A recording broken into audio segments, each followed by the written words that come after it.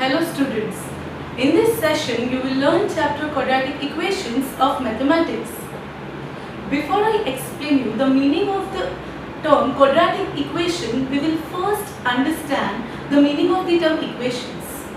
As you have already learned equations in your lower grade, a linear equation in one variable, simultaneous equation in grade 9, correct?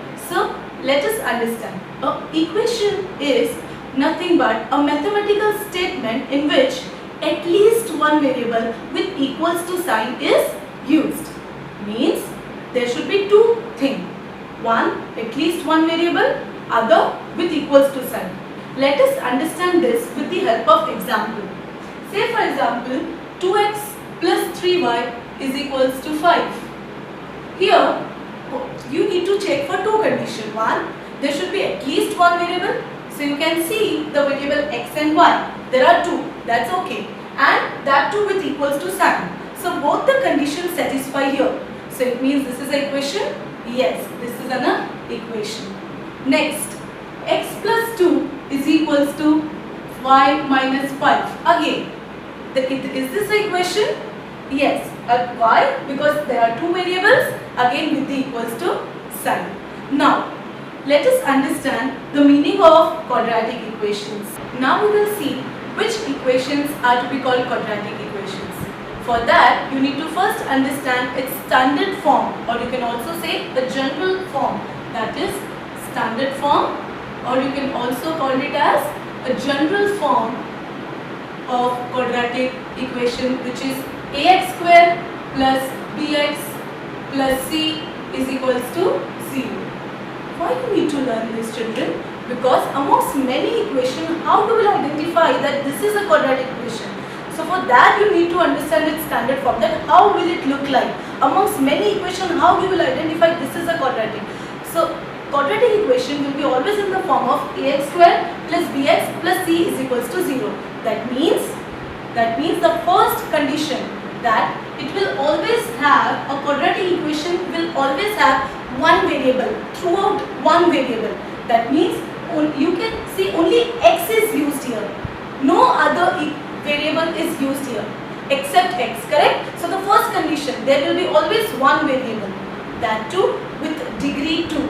When I say degree means highest power amongst all the variables which are there. So there is only one variable, and the highest is of course 2, you can see. So first thing you need to learn is one variable with degree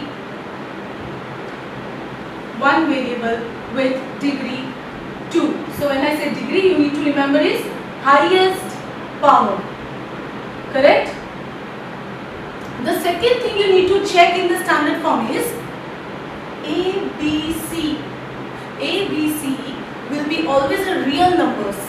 A, B and C should be real numbers. As you have already learned what are the real numbers in your lower grade. Third, the value of A should never equals to 0. Why so? If A is 0, 0 into x square will become 0, and only bx plus c is equal to 0 will remain, which will be no longer a quadratic equation, because the very first primary condition of any equation to be a quadratic is a variable should have a degree 2, a highest power should be 2. So if a is 0, it will be bx plus c is equal to 0, so it will become a linear equation, it will be no longer a quadratic. So three conditions you need to check in any equation to identify whether it is quadratic or not. So for last time we will revise this, one variable with degree 2, the value of a, b, c should be real number, and value of a should never equals to 0. Let me explain this standard form with the help of example. So for example, 2x square plus 3x plus 2 is equals to 0. So if you need to identify whether this is quadratic or not, what all things you will see is, first, one variable is there, correct, there is only x, the degree is 2, done. First condition is clear. Second, a, b, c, here a is a coefficient of x square is called as a, coefficient of b is 3, and the constant term is 2. So a, b, c all are real number? Yes, all are real here. And the value of a is not 0, no, it is 2. So all three conditions satisfies. So it is called as quadratic equations. Children, now they will ask you to solve these quadratic equations. And in maths, solve means you have to find the value of the variable used in the statement. So in quadratic equation, how many variables will be there always? 1. So you need to, and that is x. So you have to always find the value of the variable x. There are two methods to solve quadratic equation. First is factorization method, which is also called as splitting the middle term, and the other method is formula method. So let us start with the first method to solve quadratic equation, that is factorization. Before I explain you the factorization method, I will first discuss a zero product law, which you will have to apply in the questions of quadratic equation where you used factorization method. So what is zero product law? Zero product law. Zero product law says that when the product of two real number, I repeat, when the product of two real number is equals to 0, you can write this as a is equals to 0 or b is equal to 0. Means you can give this 0 to both. Why so? The basic rule to solve equation is when the terms are in multiplication relation and when you take one of it on other side, it goes in division, correct? It becomes, so for example, if a into b is equal to 0, with this I will explain you. Suppose if I choose to take a that side, so it will be 0 upon, if I choose to take a that side, then it will be 0 upon anything is 0. So it will be b is equal to 0. Or suppose if I choose to take b that side. So similarly, if I take b this side, it will be a is equal to 0 upon b, which will be further 0. So it will become a is equal to 0. So basically in zero product law, what you have to do is, when the product of two real numbers is 0, compare both the term with 0 and get the answers. Now let us understand the factorization method with the help of few examples. So the first example is x square minus 11x is equals to 42. Student, the first thing you need to do is you have to arrange the equation in a standard form. So obviously this is not directly in a standard form, so you need to convert. Your standard form is ax square plus bx plus c is equals to 0, and your c, that is constant, is that side, and you need that 42 on LHS, that is left hand side. So let us shift first. X square minus 11x minus 42 is equals to 0. Now what you have to do is we have to multiply a number of first term and the number of last term. So number of first term, when I say, means coefficient of x square. Here there is no coefficient, it means there is 1, and here the number is 42. So 1 into 42 is nothing but 42. Now you have to find a factor of 42 in such a way that after subtracting it should be 11. Always after multiplying these numbers, you have to keep your hand on sign of third term. If suppose here it would have been plus, you would have said in your mind that I need to find a factor of 42 in such a way that after adding 11. But here there is a minus sign, so you will say that after subtracting it should be 11. Now how to find factors? You will check that 1 into what is 42, 2 into what is 42. Like that, keep doing till 9, till the table of 9. So let's start. 1 into 42. But 42 minus 1 is not 11. So this factor will not work. Try next. 2 into 21. So 2 into 21 is 42, but 22 minus 2 is not 11. So try next. 3 into what is 42? 3 into 14 is 42. And 14 minus 3 is 11. So these are our factors. Correct? So you have to keep trying till 9. Now, so let us write at the place of 11x, we will now write 14x and 3x. First you just write the factors. How to put the signs I will explain you. Now the sign here of 11 is minus. So it means you have to put a sign in such a way that after adding this it should be minus 11. So suppose student, if you put plus both the side, it will become plus 17. You don't need that.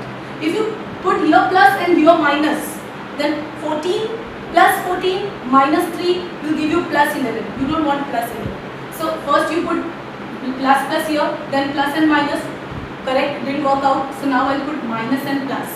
So minus 14 plus 3, yes, it will give you minus 11. So you have to, before you put a sign, you have to think in such a way that how, in which way I will get that sign. Now, you have to make a pair of 2, 2, which we have learned in factorization last year. When there are 4 terms, you make a group of 2, 2. So now, remove common out of it. So here there are 2 x's, here 1. So 1 x is common and there is nothing common in coefficient. So the answer is x minus 14. And here there is 3 1s are, 3 14s are. So 3 is common. So x minus 14 is equals to 0. Now, here you can see that there are 2 terms separated by plus. And again in those 2 terms, what is common? X plus 14. Sorry, x minus 14. So when you remove x minus 14 common, from first term x will be common and from the other 3 is there. Correct? Now you have to apply a zero product law. That is when the product of 2 real number is 0, then you compare both the term with 0. So x minus 14 is equals to 0 or x plus 3 is equals to 0, and you have to mention here that by zero product law. And when you compare, so x is equals to 14 or x is equals to minus 3. Now you will be thinking that why 2 answers? Student, here the degree of the quadratic equation is 2. So remember, you will always get the answer of x as 2 variables. Correct? When you solve linear, in linear the power is 1. So always you get a 1 answer. In quadratic the power is 2. So you get 2 answers. In cubic you get 3 answers. Such a way you can remember that in quadratic, since the power is 2, you will always get the 2 answers of x. Now these answers are nothing but called as a root of this quadratic equation. How? So student, when you substitute this 14, when you replace the x by 14, see what you will get is x square, 14 square, that is 196. Then 11 into 14 is nothing but 154 is equals to 42. So when you subtract these two, 42 equals to 42. So when left hand side is equal to right hand side, it means the value of x satisfies the equation. Similarly, you can substitute minus 3 and check. Your left hand side and right hand side will be equal. So when the value satisfies the equation in quadratic equation, then those values which satisfies the equation are called as the roots of the quadratic equations. So here the roots are 14 and minus 3. And you will write this 14 and minus 3, the roots, in always in the form of solution set. Your final answer goes as in the form of solution set. So solution set is, you will always wind up your answer with the last statement, that is solution set is 14 comma minus 3.